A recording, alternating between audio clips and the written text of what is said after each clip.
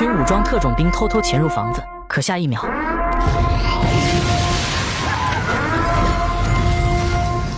在曼彻斯特的这场自杀式爆炸惊动了美国 CIA。调查发现，幕后黑手是一个名叫大胡子的穆斯林。由于美国人在穆斯林世界发动了战争，他们想要报复。大胡子扬言说，将在欧洲不断制造恐怖袭击，然后再搞美国，要让他们血债血偿。机智的大胡子不使用网络，而是面对面的传递消息。就算美国拥有先进的现代技术，也找不到他的下落。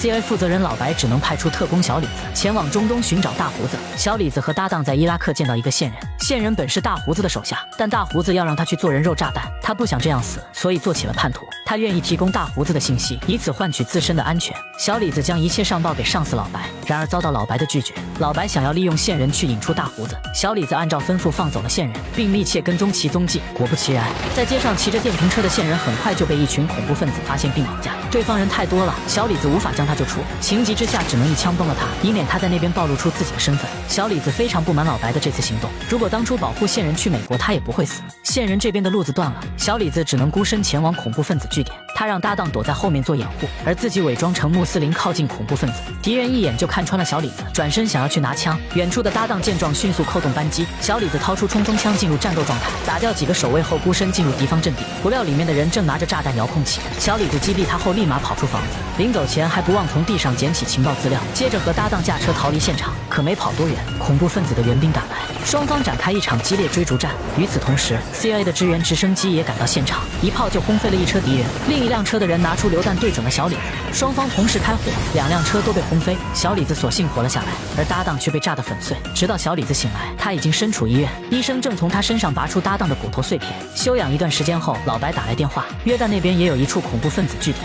到达约旦后，小李子和当地情报局的负责人哈尼对接，向他分享情报。哈尼也答应会给小李子提供配合，但他有一个工作原则，那就是不要对他撒谎。这让爱撒谎的小李子大惊失色。很快，老白派给了小李子一位新搭档凯特，两人来到安全屋外远处观察，确定了哪个是恐怖分子。可就在这时，一个陌生人走进恐怖分子，凯特告诉小李子，那是老白派来的线人。这下糟了，这么轻举妄动肯定会暴露。话音刚落，线人就被发现了，恐怖分子撒腿就跑。小李子追了整整2条街，终于逮住他，拿着小刀几下就将他解决。可倒霉的是，旁边恰好出现2条恶犬。小李子想翻过围墙，可双腿都被咬得死死的，他痛得嗷嗷大叫，用力甩开2条疯狗。这运气也真够背的。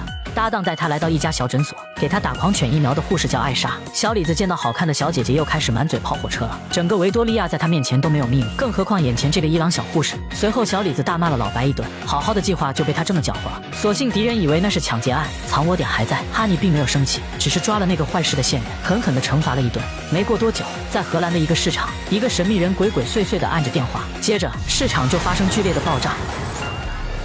又是一场无征兆的恐怖袭击，几英里外都能感受到当时的爆炸。昔日的闹市瞬间变成废墟，伤亡严重，遇难人数难以统计。这是继曼彻斯特爆炸以来的第几次恐怖袭击了。与此同时，这场爆炸的幕后黑手大胡子正在电视机前看着新闻报道。收到消息后，情报局老大哈尼立马约上小李子商议，并带他来到一处荒野中心。他们抓到一个恐怖分子，名字叫卡拉米。哈尼给他的难民母亲安排了一套大别墅，从今往后都衣食无忧。受到恩赐的卡拉米改邪归正，做起线人。隔天接到消息的老白不请自来，想要从哈尼手中拿到卡拉米的控制权。哈尼拒绝了，他说他有自己的方法，轮不到你们美国人来管。车上，老白告诉小李子，幕后黑手大胡子可不一般，名校毕业，做事低调，也从不居功自傲。虽然是教徒，但他的私欲远比他的信仰强大，对付他一定要小心。小李子再三叮嘱老白，卡拉米可是大胡子身边的线人，是我们目前手里的王牌，所以不要去碰他。老白口头上答应，但转头再次坑了哈尼和小李子。他试图让凯特去绑架卡拉米，结果让他给跑了。这 CIA 真是说一套做一套。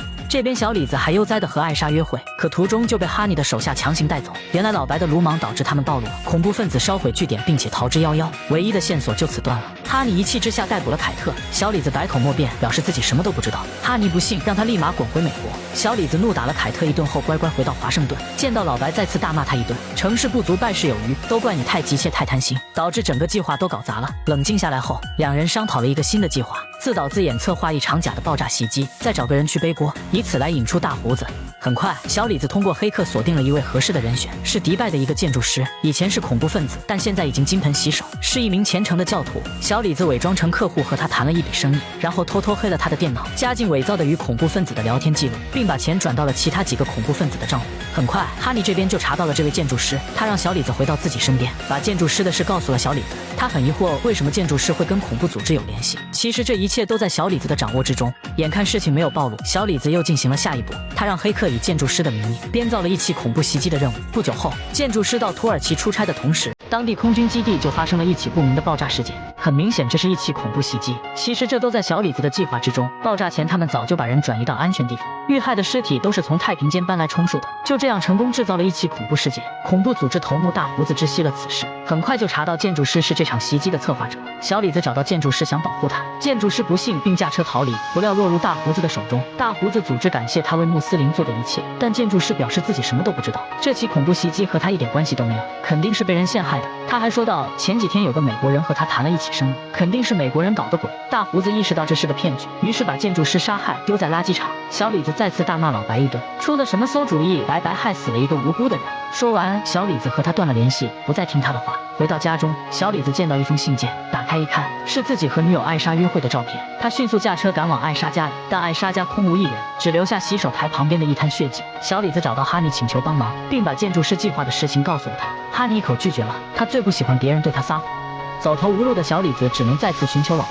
在老白的帮助下，小李子联系到绑架女友的人，他祈求用自己换出女友，接着他就被带到叙利亚的一处沙漠，而老白利用卫星系统实时监控着小李子。过了很久，几辆汽车飞驰而来，将小李子围住，地面扬起的尘土掩盖了踪迹。接着几辆车分别开往不同的方向。此时就算是处在上帝视角的老白也无能为力，他根本不知道追踪哪一辆车。小李子被带到位置地下室，恐怖组织头目大胡子出现了。他已经知道小李子是中情局的特工。小李子利用大胡子的信仰不停地抨击他。大胡子拿起榔头砸碎了小李子的手指，接着就离开现场，留下小弟们给小李子收尸。小李子被他们死死按在桌上，摄影机记录着这一切。就在他们即将结束小李子性命时，一群特种兵破门而入，将他们控制住。原来是哈尼。同时，外面大胡子的司机也被哈尼调了包。这个煽动恐怖主义的大狐狸终于落网。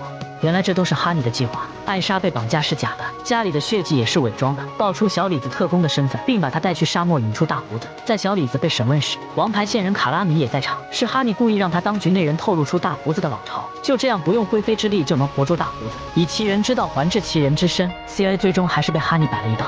随后，小李子向老白提交了辞职呈请，并留下来和女友艾莎一起生活。好了，今天的电影就讲到这里，咱们下期再见。